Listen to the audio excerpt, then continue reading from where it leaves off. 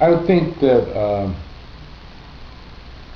right now maybe I could think of something that Sergio would say in the way of a joke. Let's see, hang on. Stop, wait. I got one. Stop me if you've heard this one before. Okay? What do you call the middle of a song? The half notes. All right. Okay. Now, Wayne, he of all the three of us was probably the most grounded. You know, Wayne would say things like, "You can never be sure."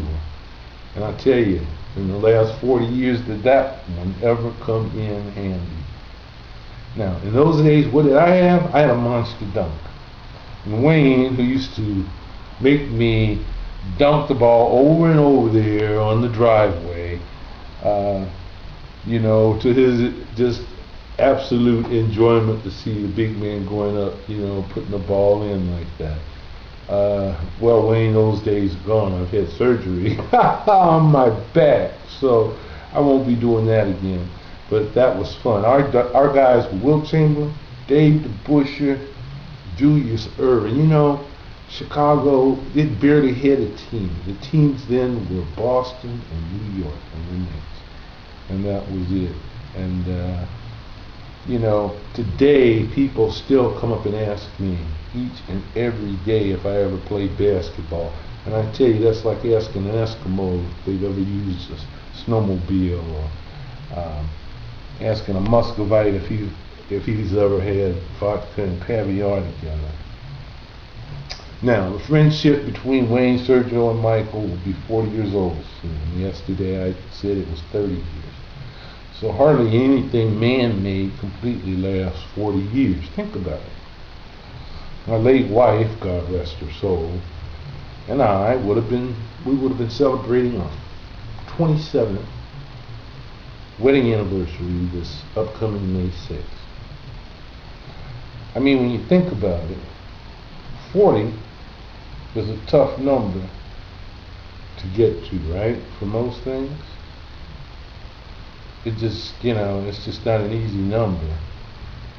But we've been friends for 40 years, so we really are blessed. Okay? The only thing I can think of to last that long would be probably California redwood turtles and sharks, and they were not made by man. Yes, those were the days. Good friends, being good to each other, being a part of a family away from my family after school. You know, Wayne's mother and grandmother, who spoke Yiddish, by the way, and his father sometimes would come home whenever he could get off early or get home from the pharmacy early. You know, we did something in high school back then that I guess kids do rarely now. What did we call it? We had a name for it. Goodness, what was it called? Graduation. That's right, graduation. Yeah, that's it. Okay. Now, the passage of time, as you know, it brings many changes, and much has happened in your own lives, much has happened in society, much has changed in 40 years. And in some way, some of you may not know of my convalescence, you know, for the spinal surgery I had. But what it did, it left me with a permanent 9-inch zippered scar along the lower areas of my back, right down the spine. And it looks something as if Dr. Frankenstein was in a hurry. Yeah, it's ugly. It's an ugly scar. It's zippered. And I completely forgot about it one hot afternoon here in California, you know, where it gets to be into the triple digits. I went to a poolside birthday party. And I was dressed down in my classic swim trunks.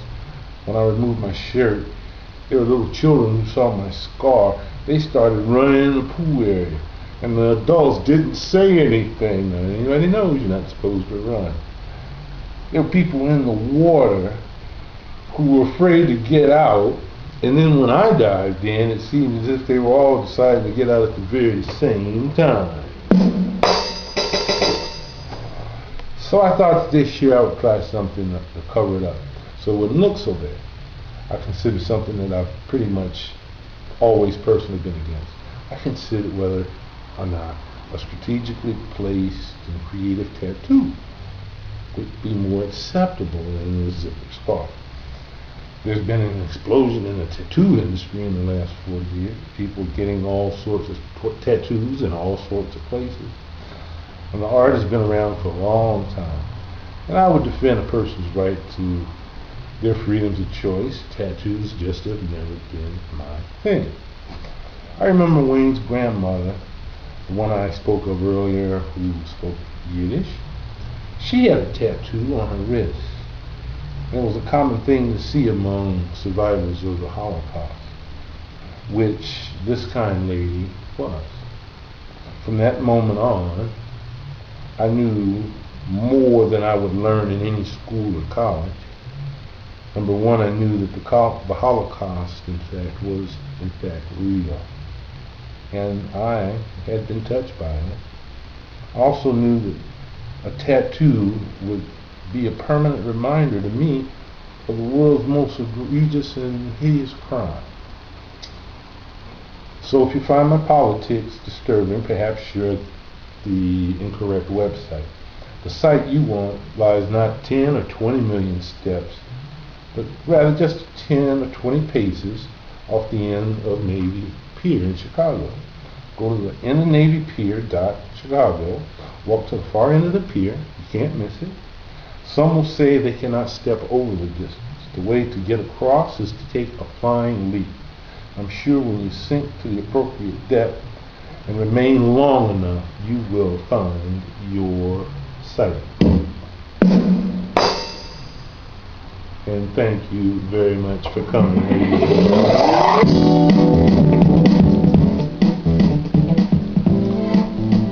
If you have any questions or comments, please leave them on the site at youtube.com.